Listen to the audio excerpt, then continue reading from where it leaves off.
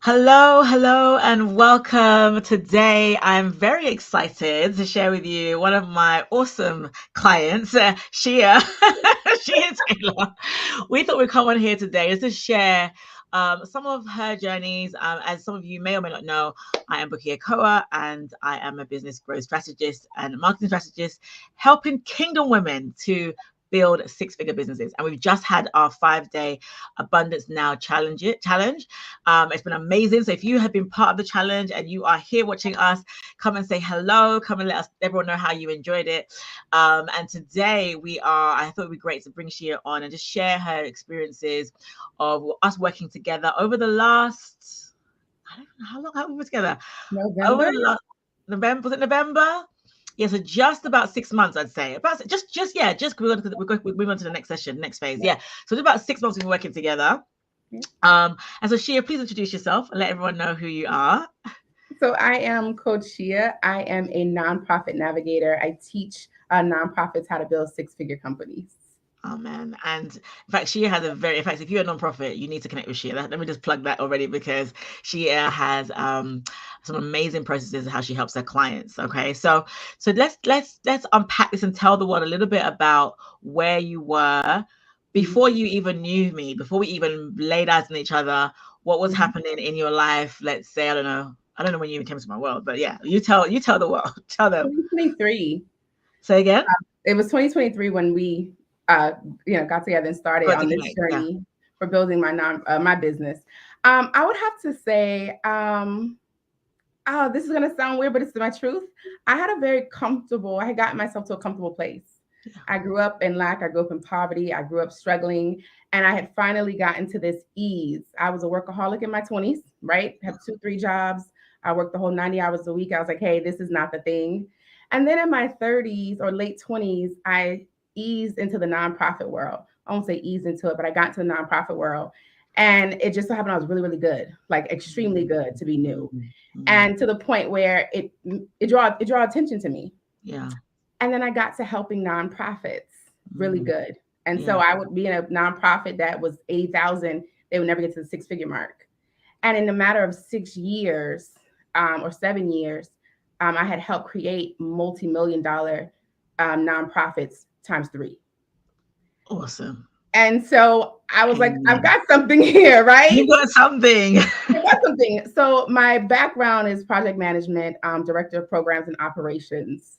And so I had finally built a salary for myself. I was finally comfortable, right? You want to get to that point where you have health insurance and you've got a good flow of money, you have overflow. Yeah. And I was just cool. Yeah. I was very comfortable, but there was something in my spirit saying there's something more. And I remember saying, like, you need to be grateful. Like, Yeah. you need to be grateful, girl. No, people don't have money. And so I was trying to talk myself down from taking leaps in life because I had never been that comfortable. I had never made that much money.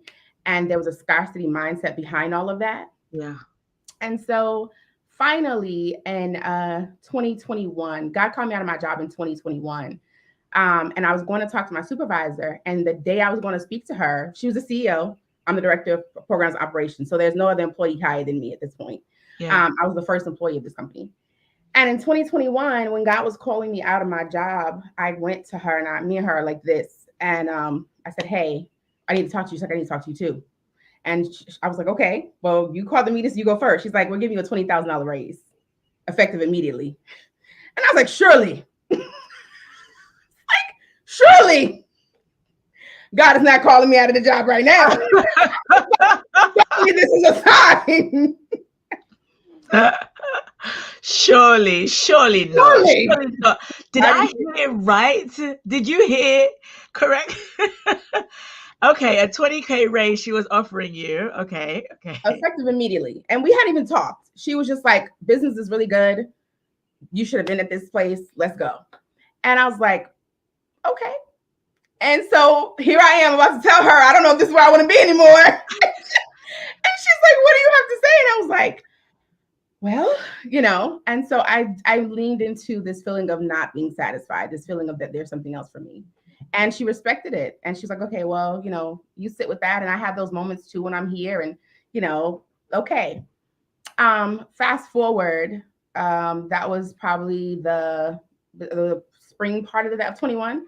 And then fast forward in 2021, suddenly it was a Friday night. Actually, it's this month, June 18th. I got a call. My mother had passed away. I live about 500 miles away. I'm the only child who's not local. And it was in the middle of the night. It was like maybe 9, 10 o'clock at night. And I remember, God, of course, He sustained me through it. Of course, He was there with me. But I remember coming back home from my mother's funeral and realizing there's a lot of things that in my life I had lived with, but what things in my life did I want to die with? And so my perspective changed, right? It completely changed. And though I was very satisfied and content, my spirit wasn't at ease with my job. My spirit wasn't at ease with relationships. And so it was as if everything in my life became an audit. And the only things that I was willing to die with were the things I was going to keep. And so I said, okay, God, my hands are in the air. I have a contrite heart. Lead me. Yeah. And I thought it was going to be very smooth, this really like whimsical money in the bank transition. And literally January of 2022, we were supposed to go back from the Christmas break. And He was like, you're resigning effective immediately. I woke up that morning and put in my resignation effective immediately. And I never walked back in the job. I had no money saved. I had $400. Okay. If we want to be, I had $400 in the bank. Okay?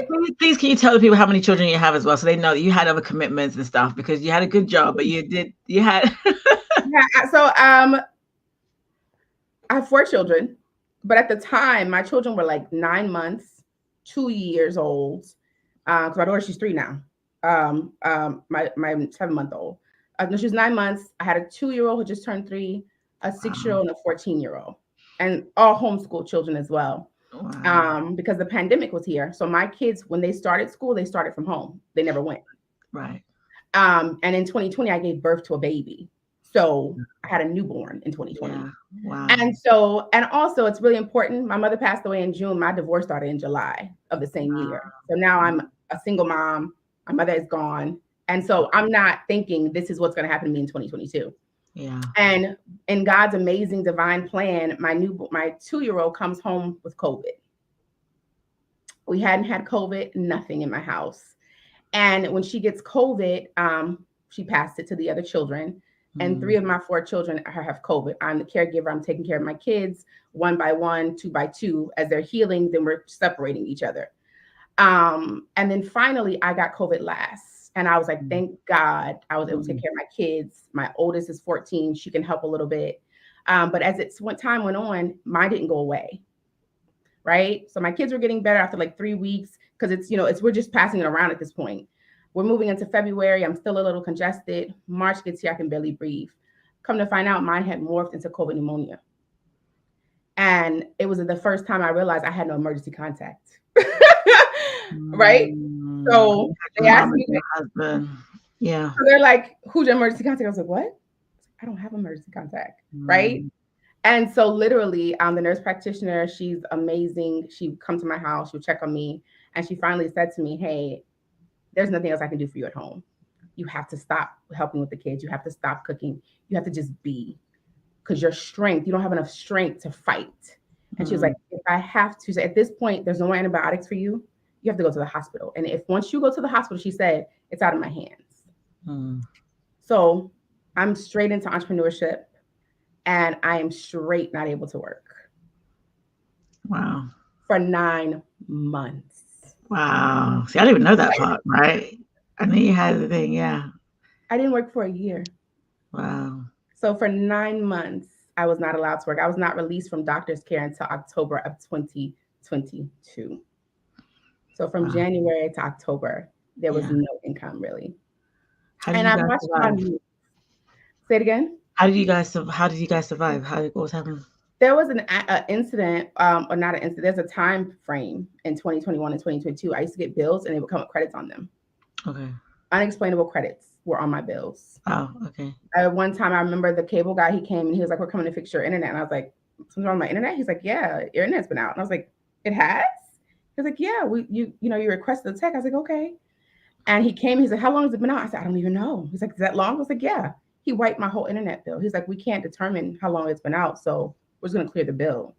And things like that would happen. Or I would need groceries, and like somebody would bring me groceries. My rent was late a few times, and then I started getting credits on my rent. And then the most bizarre thing happened when it was time to renew my lease. My landlord lowered my rent. He what your rent? He Lowered my rent. lowered the rent. So there were all these things. Okay. And so it was like I went into entrepreneurship boot camp. Yeah. I ended up getting a contract with a friend of mine in the nonprofit space. She needed a project manager. So coming into the end of 2023, I got a contract. I worked that contract. It was for about 6 months. And I thought I was going to get a job. That was my idea, like get a job and work my business on the side. So I went to look for jobs, and I was like overqualified, or the company would just decide they're not going to replace the person. It was just weird things. And I remember I was looking for a job one night, and God was talking to me about my business at the same simultaneously, and I'm looking for a job. And he said to me, you're trying to be stable, and I'm trying to be supernatural with you. Say that louder so they can hear it. Hi, Melanie. When he said that to me, it was over with. He said, you're trying to be stable, and I'm trying to be supernatural with you. And so once he said that to me, I kind of had a moment. I put my hands in the air, and I was like, tell me what you want me to do. And he said, I want you to coach my people. But he had already told me that in 2020, he wanted me to coach his people. He said, I want you to coach my people. And I was like, okay. And so there became the prayer. And I knew God was going to send me somebody, because when you get really out there in the deep, he sends you somebody. And I knew I was out there in the deep. Of course, I didn't know it was you. I didn't know how it was going to happen. Yeah. But God told me before you were ever my coach, like, that's your coach. And I was like, I can't afford this lady, so give me somebody else. Like, give me somebody on my budget, Lord. And I'm just being honest. Like, get somebody else, Lord, because me and her ain't gonna work. And he said, no. He said, that's your coach. And he said, sow into her what you have, and I'll make a way. And I said, okay. And I did that. And then the next class, you're like, we're supposed to work together. And I was like, yes, I know that. And here we are, because I was calling my coach. I was like, yeah, my coach. Like, the kids run around with British accents and everything. They're like, what's my coach Bookie again? I was like, yep. My daughter, she's 3 now, and she'll say, more soup, please, sir. Like, they more have soup, please. They play the accent from listening to you on our TV and in the car so much. Amen. And so 2023 was my official kickoff of like, okay, no jobs. What am I doing? And then I met you in November. And the rest is like, man, so God told you. I would say when God leads you, it's a wrap. Okay, so if God somebody else, Lord, not these prices. And she was like, no, not her, somebody else. But God made a way. God always does a way. And I love what you said there, that you were trying to be stable, but God is trying to be supernatural. And like, that's a word. Like, honestly, I think that's a whole sermon, right? Right? And we trying to be stable, but God is trying to show us something, show us his way and his will. So God brought us together, yes, and you came into the program. Yes. So in terms of your business, at that point, where was your business? What was your business doing? So now obviously you came in and you were like, okay, what am I doing? What was happening in your business at that point with it, like getting clients or trying to do it yourself? What was going on there? I would say, thankfully, I got word of mouth clients. Yeah. But there was no system in place. So it would just be whenever someone referred me. Yeah. I won't say I was really big on social media either, because it just wasn't in my mind that way. Yeah. Another thing was, you could have $1,000 week. You could have a $200 week. It depends on what packages people were picking. Yeah. And so there really was no rhyme, no reason. There was no flow. There was no cohesiveness. And I was trying to put together, I'm a data person. And so I'm trying to get data and analyze. And I realized, like, okay, I don't know what to do here. And so you stand still. Yeah. Like, I know that's really weird. Like, for me, especially, I've been working since I was 15. So to not work technically, and not know what to do next, that was causing, I won't even say anxiety, but my natural instincts was like, you're missing something. And so with you, it was you're doing the things, but this is how you're supposed to do the things. Yeah. It's the system. Yeah, exactly. So how did that, so now you came in and you were able to like put the system to work. How did it change your business? How did it change?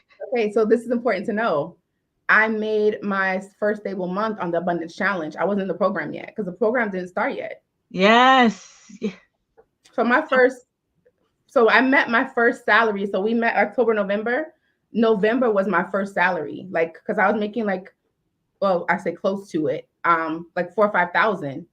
So I wasn't making a consistent. So our first month of the 5-day abundance challenge is when my clients increased. I did it on the abundance challenge. Yes. Yes, and that was like, okay, December, we're not going to be like completely out here in the street like this, you know? And then coming into January. So January was was that the first time I hit my salary? I think that was the first time I hit my salary of 7K. So I'm making 7K a month. And for me, my bills were minimum. That was okay for me, right? So it would have been in January. So we met in November. I had enough to pay my bills December and January. And then coming into January was when I hit my first, like my actual salary amount. Amazing. Right. So it's like now, so the abundance, see, this, I keep on saying about abundance now challenge. God, that was a God breathed thing that like when you plug into the process and you allow God to work through you in all the things that we talk about. So ladies, if you're here and you're in the challenge, like, you know, do everything that's in it, because those that do it, like, you know, Shia, that's when things started to shift, right? So you came in, you had, I think you had a 5K month or so on that month, and then coming, that was probably November of that year, and then this year, January, you hit your salary 7K. And then what I love about Shia, though, that I'm bringing her on, is because like, so we have a launch in the program, we have a consistent client flow exercise that you can do, some of the things I teach in the group, but I call this like a Bible-based, using Bible-based principles to hit her 5 figures fast, right? Because one of the systems that I teach, it models Jesus in the sense that I'm going to just use the H part of that method, right? Which is the helping hand part, which is where I teach about us having a service posture, right? And there's a way to do it that is not taxing, doesn't take too much time, but it's about the consistency of our service that that opens the door. So she is all of there. She's just behind the scenes walking away, and then she tells me one day, like, listen, I've just made in, I think, 4 months or so what I made in the whole of last year. So I want you to speak into that and say what shifted that, you know, you like now there is client flow as opposed to, you know, feast and famine. I look at myself as the very unlikely entrepreneur on paper. Yeah. Right? Very unlikely entrepreneur on paper. Even background wise, I had a child when I was 19. I got married when I was 18. We can go on and on and on. On paper, I'm very unlikely, right? But I believe God. So if I believe God, everything else is canceled out. Yeah. And I believe that He came that I may have life and have it more abundantly. Amen. Right? And so I never ever felt like the struggle was actually for me. I felt like I was born into something that was not for me. So I've always had that mindset. And then moving into this space, I was like, okay, God, my hands are off the wheel, because there's a thing of semi obedience. I've been very semi obedient most of my life. God saying go all the way left. I'm like, oh, can I just go slightly left and then let me see what's around, you know? And I say that with great faith, because you can have faith, but not the faith you need for the next step. It has to increase with each thing. Yeah. And so I believe that I was going to have those months. And so I'm looking at God's word and I'm looking at my circumstance. I'm saying this doesn't match. So somebody's a lie. Somebody's a lie. Somebody's doing something incorrectly, and it can't be the word of God. So it's got to be me. And always being willing to make the adjustments. Always being willing to be teachable. Right? And especially when you have children, I've heard, you know, my children parent me all the time. I give them the ability to give me a new thought, a new idea. And so with you being in that helm of the coach, I have to believe God sent you to me. And if God sent me to you, have something that I need. And whatever I thought was the process of the method, I have to be able to lay it down and follow. It's like Elijah and Elijah. Elijah didn't have to say anything. Elijah was wise enough to recognize who was walking past him. Right? So that's on me. And so having that, okay, whatever Coach Bookie says, let's see. Let me put it in practice. Let me see what works. Yeah. And that's it. You have faith in the process of understanding that's a God thing. And when you use God principles, this is the thing about God. God doesn't halfway bless. Why you talk about our dad like this? Because you know I get excited about him. I know. It's coming. It's coming. Bless. And so anything that doesn't look like abundance is not it. You got to keep going. You got to keep going. You got to keep going. So the process, keep working the process, keep working the process. The prayer, keep working the prayer, keep working the prayer. The fast, keep working. You can't fast one time. Oh, it didn't come to pass. No, you got to fast and you got to fast until that thing breaks.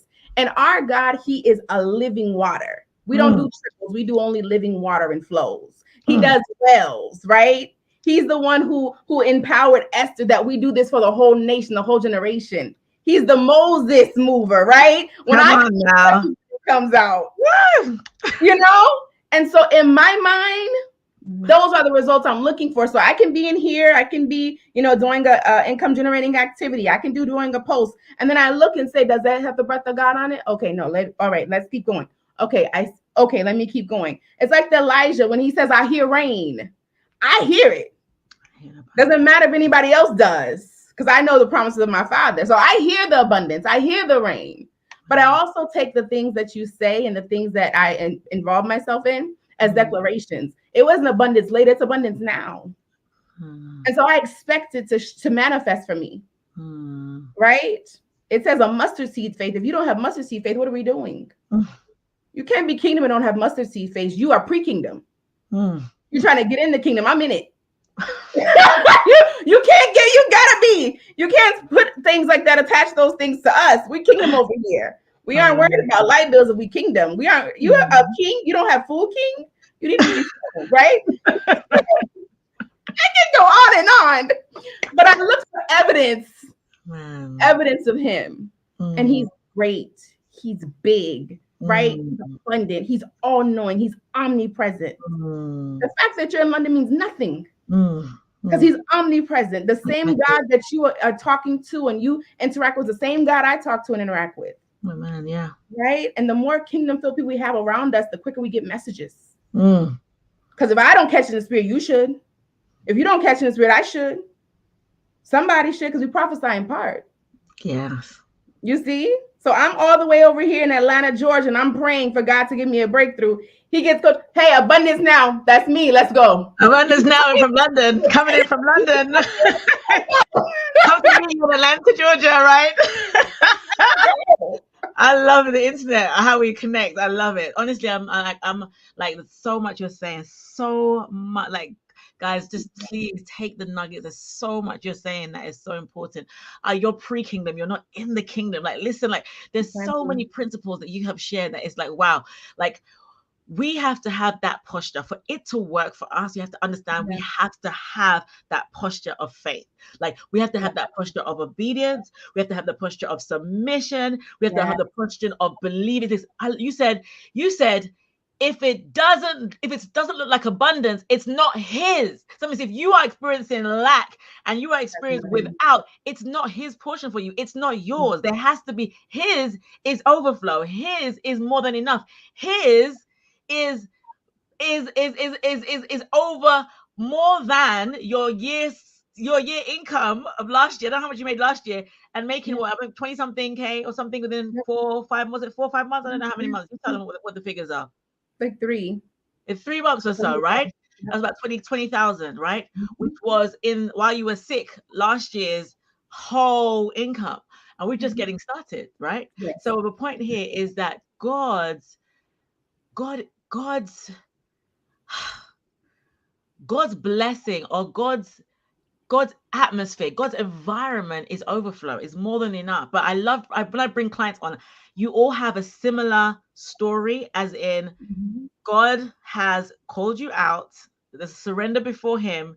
You can't do it in your own strength. He leads you accordingly. You submit to the process, because that's important piece. So if you're not coachable and there is struggle, I want to encourage you to start there. Like, if there's a struggle somewhere and you're not coachable, start there. So you know what?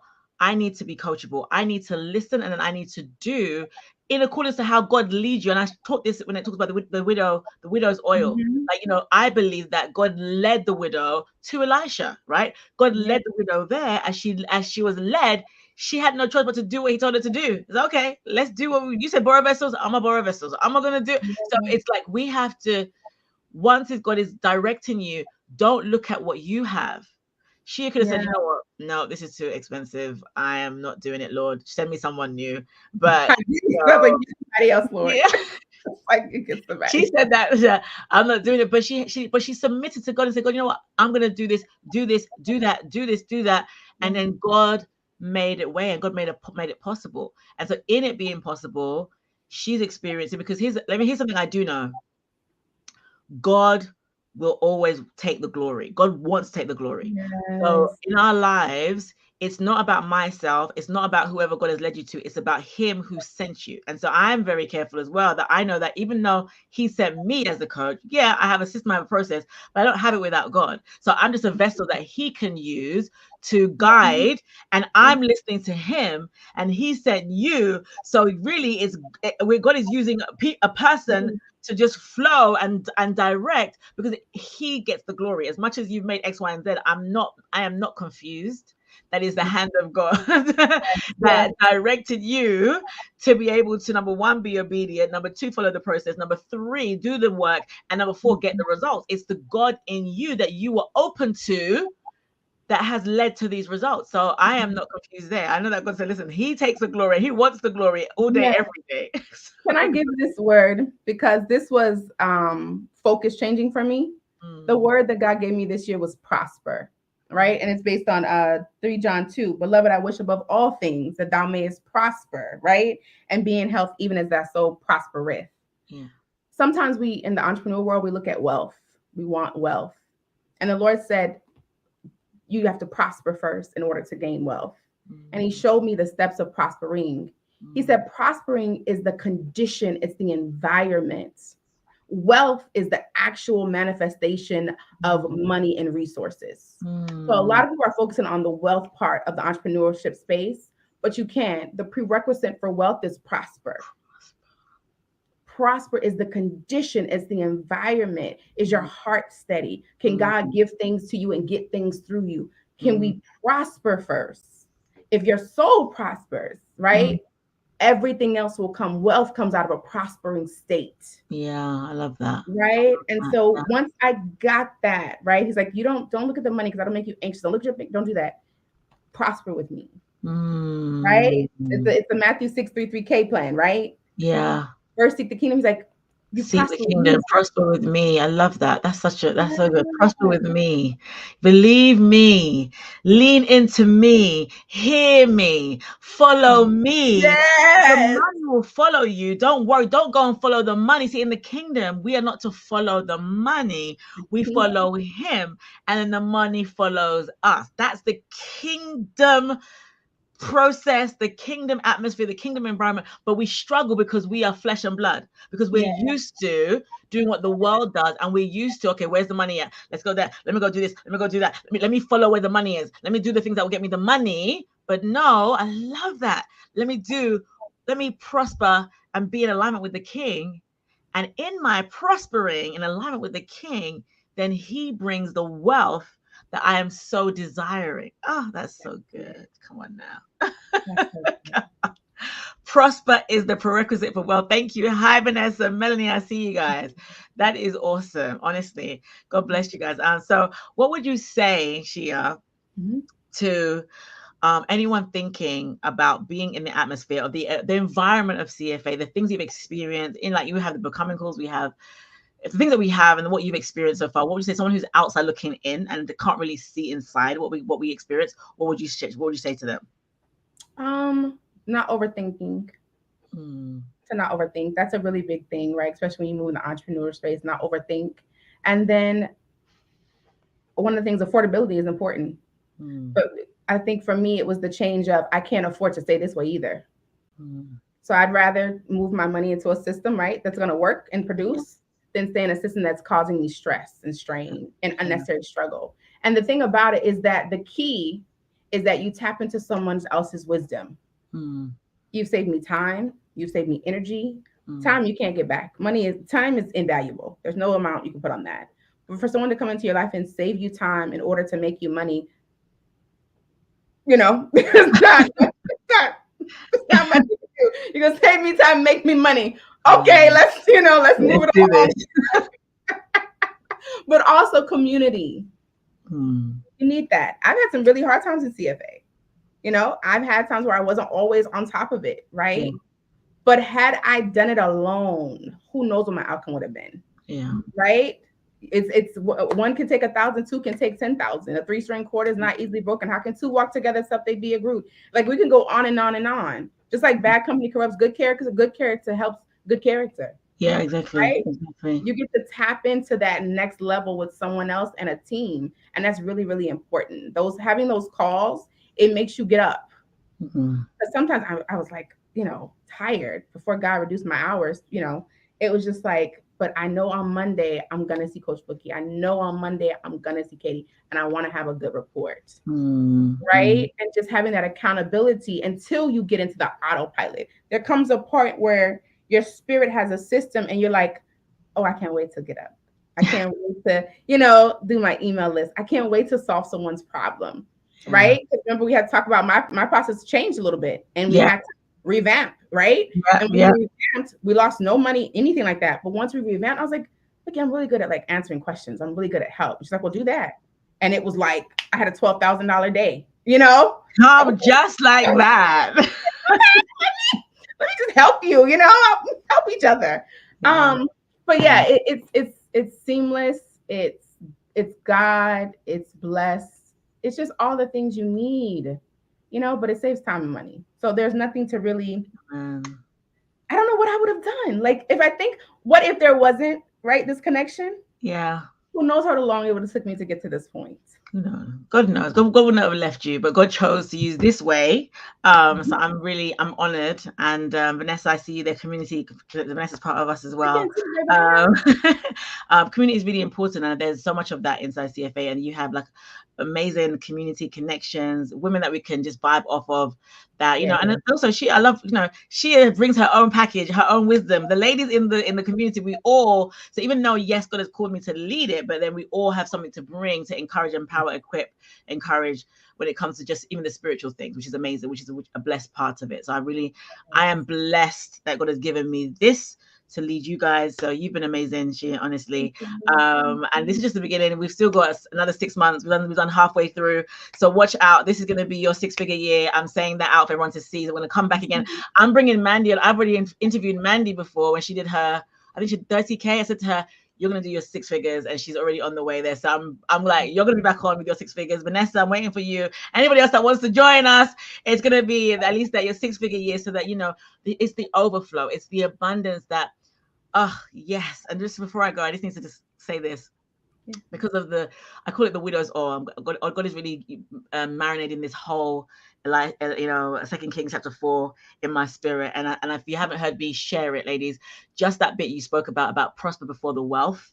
That prosper piece is very important, because those 3 bits, I would reframe that, and I would share the first part of that part of 2 Kings, to say that prospering with Jesus first. That bit includes us. Number one, submitting to him, surrendering to him, because God told you to leave your job. You had to surrender.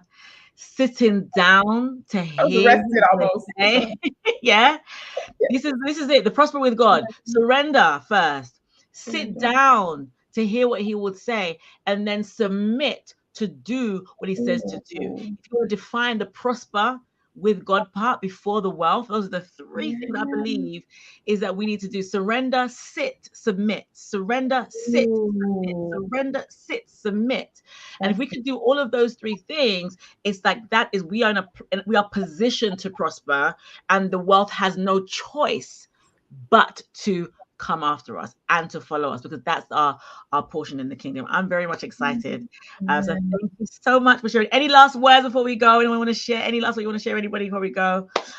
Anything? Any last words? Feel free. I just I feel like I need to give you the last words.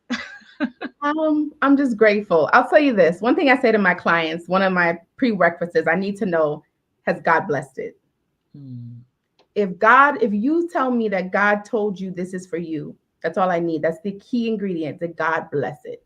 Yes. And one thing I can say about the program and about you is God has blessed it. Amen. And so anyone who comes under something that God has blessed and they work it, it's law. Amen.